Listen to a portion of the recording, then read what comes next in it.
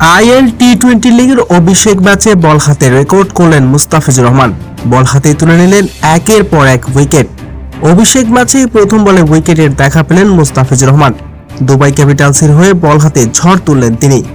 একাই তুলে নিয়েছেন 5টি গুরুত্বপূর্ণ উইকেট। দর্শক, বিস্তারিত থাকছে ভিডিওর প্রতিবেদনে। দর্শক, আজ আইএল টি-20 লিগে দুবাই ক্যাপিটালসের বিপক্ষে খেলতে নেমেছে গুলাফ জায়ান্তা। শুরুতে আগে ব্যাটিং করার সিদ্ধান্ত নেন মুস্তাফিজুর রহমানের দল দুবাই ক্যাপিটালস। তবে এদিন প্রথম আইএল টি-20 লিগে দুবাই ক্যাপিটালসের হয়ে অভিষিক্ত হন মুস্তাফিজুর রহমান। শুরুতে ব্যাটিং করতে নেমে দুবাই ক্যাপিটালসের দুই ওপেনার শুরু থেকে খেলেন দুর্দান্ত ঝোড়ো ইনিংস। তবে দুবাই ক্যাপিটালস এদিন নির্ধারিত 20 ওভার শেষে 6 উইকেট হারিয়ে 160 রান তোলেন। গুলাফ জায়ান্তার জয়ের জন্য প্রয়োজন ছিল 161 রান।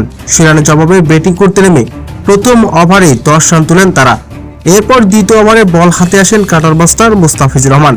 বল হাতে রীতিমতো ঝলক দেখান তিনি। প্রথম ওভারেই প্রথম বলে সাজঘরে ফেরান রহমানুল্লাহ গুরবাজকে মুস্তাফিজুর রহমান। আর প্রথম ওভারে 11 রান দিয়ে একটি গুরুত্বপূর্ণ উইকেট নেন মুস্তাফিজুর রহমান।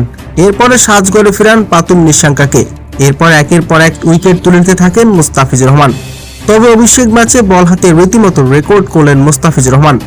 আইএল টি-20 লিগে অভিষেক ম্যাচে বল হাতে রেকর্ড করলেন তিনি। মাত্র 4 ওভার বোলিং করে 26 রান খরচ করে নিয়েছেন 5টি গুরুত্বপূর্ণ উইকেট। তবে মুস্তাফিজুর রহমানের এমন বিধ্বংসী বোলিংও জয়ের দেখা পাননি তার দল দুবাই ক্যাপিটালস।